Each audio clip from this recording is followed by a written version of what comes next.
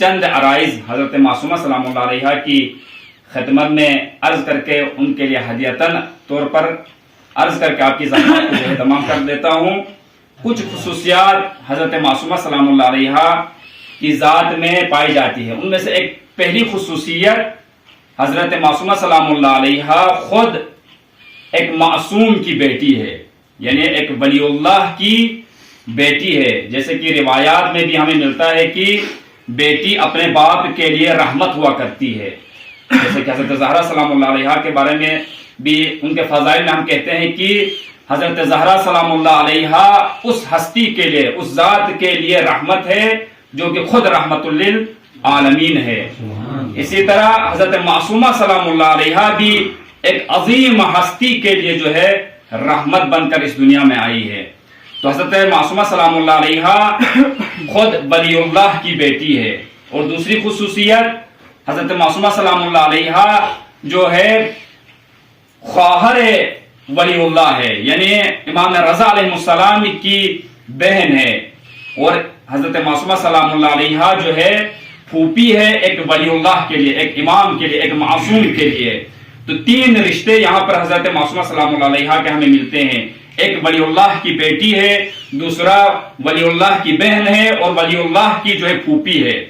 یہ رشتے کی مناسبت سے حضرت معصومہ سلام اللہ علیہ کی فضیلت بنتی ہے۔ اور دوسری خصوصیت حضرت معصومہ سلام اللہ علیہ کے حوالے سے ہمیں جو ملتی ہے وہ حضرت معصومہ سلام اللہ علیہ کا علیمہ ہونے کی خصوصیت ہمیں ملتی ہے، یعنی حضرت معصومہ سلام اللہ علیہ علم کے اعلیٰ درجے پر جو ہے فائز تھی۔ جیسے کہ ہمیں ایک واقعہ ملتا ہے کہ امام موسیٰ کاظم علیہ السلام، درود پڑھ دیجئے محمد و آل محمد،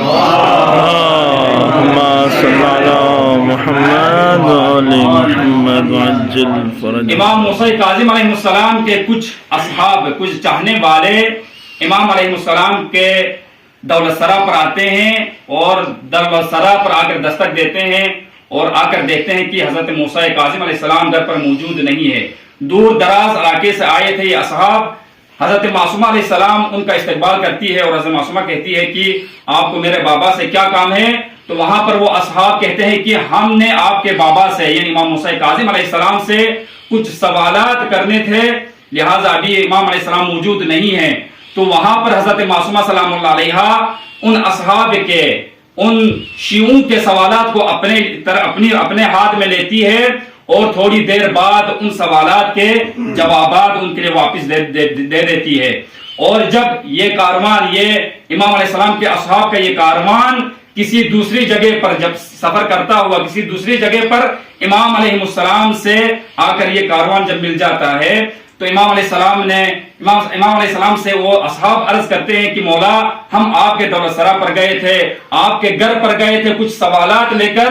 آپ کی بیٹی نے ہمیں یہ سوالات کے جوابات دے دیے ہیں۔ تو وہاں پر امام علیہ السلام اس نامے کو اپنے سامنے رکھ کر پڑھ لیتے ہیں، اور امام علیہ السلام حضرت معصومہ سلام اللہ علیہ کے وہ جوابات دیکھ کر امام میں معصوم، اس زمانے کے امام فرماتے ہیں کہ فداہا ابوہا، حضرت معصومہ سلام اللہ علیہ کی شان میں کہتے ہیں کہ آپ کا باپ آپ پر قربان ہو۔ یہاں پر باپ بیٹی کے رشتے کے عنوان سے امام علیہ السلام یہ نہیں فرما رہے ہیں، بلکہ امام علیہ السلام ایک علمی، ایک اعلیٰ مقام پر فائز ہونے کی حیثیت سے اپنی بیٹی کے لیے فرما رہے ہیں فداہا ابیہا۔ درود پڑھ دیجئے محمد و آل محمد پر۔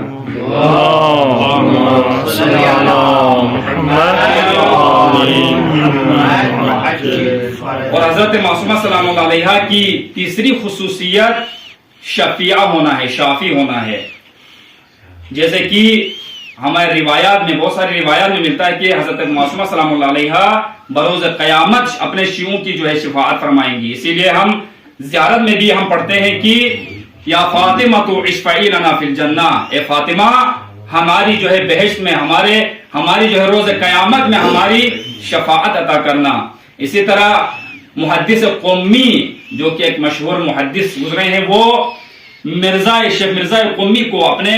خواب کے عالم میں دیکھتے ہیں۔ مرزا قمی بھی ایک معتبر شخصیت ہیں، ان کے حوالے سے ہمیں ملتا ہے کہ وہ جو دوسروں کے خواب میں آ کر وہ بتاتے ہیں کہ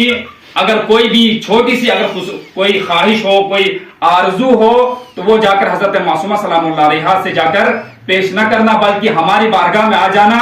آپ کی وہ خواہش اور آپ کی وہ آرزو،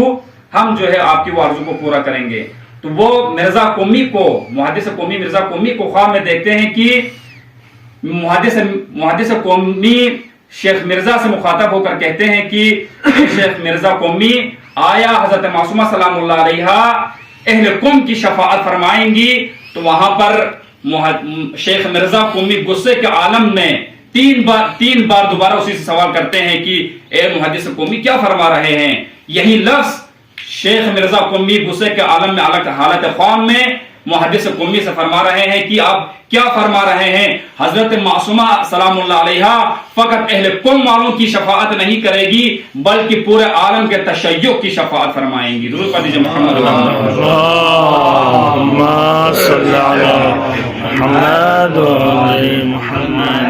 اور حضرت معصومہ سلام اللہ علیہا کی پانچویں خصوصیت وہ معصومہ ہونا ہے۔ یقیناً عصمت کے درجات ہوا کرتے ہیں، جس عصمت کے ہم جو قائل ہیں ائمہ علیہ السلام کے لیے، اس عصمت کے درجے پر ممکن ہے حضرت معصومہ سلام اللہ علیہا فائز نہ ہو، لیکن عصمت کے ایک درجہ، ایک مقام، اپنے آپ کو گناہوں اور معصیت خدا سے دور رکھنا بھی ایک عصمت کہلایا جاتا ہے۔ جب انسان اپنے آپ کو گناہوں سے،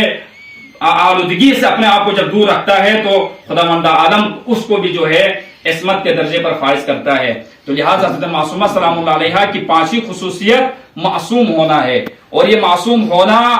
جو ہے خود معصوم علیہ السلام سے، حضرت معصومہ علیہ السلام اللہ علیہا کے لیے یہ سند کے طور پر خود امام رضا علیہ السلام فرماتے ہیں کہ من زار المعصومہ بقم فلہ الجن، من زار المعصومہ بقم کمن زارنی، جس نے معصومہ، حقیقت میں حضرت معصومہ سلام اللہ علیہا کا اسم گرامی فاطمہ ہے، لیکن امام علیہ السلام عصمت کا یہ لقب دیتے ہوئے حضرت معصومہ کو فرماتے ہیں کہ جس نے معصومہ کی زیارت فرمائی گویا اس نے ہماری زیارت فرمائی۔ تو لہٰذا حضرت معصومہ سلام اللہ علیہا کے شان میں اگر ان روایات کو اگر رشتہ داری سے ہٹ کر اگر ہم دیکھیں تو حضرت معصومہ سلام اللہ علیہا کی شان اور مرتبت ہم جیسے لوگوں کے لیے حاصل کرنا بہت ہی مشکل اور محال ہے۔ جس طرح سے حضرت زہرا سلام اللہ علیہا کی معرفت کا ماحقہ حاصل کرنا ہمارے لیے مشکل اور سخت تھا، اسی طرح حضرت معصومہ سلام اللہ علیہا کی معرفت اور اس کی منزلت کو حاصل کرنا اور درک کرنا ہمارے لیے بھی بہت سخت اور مشکل ہے۔ اسی کے ساتھ خداوند عالم سے دعا کرتے ہیں کہ خداوند عالم ہمیں صحیح معنوں میں حضرت معصومہ سلام اللہ علیہا کی معرفت حاصل کرنے اور معرفت کے ساتھ ان کی زیارت کرنے کی توفیق عطا فرمائے۔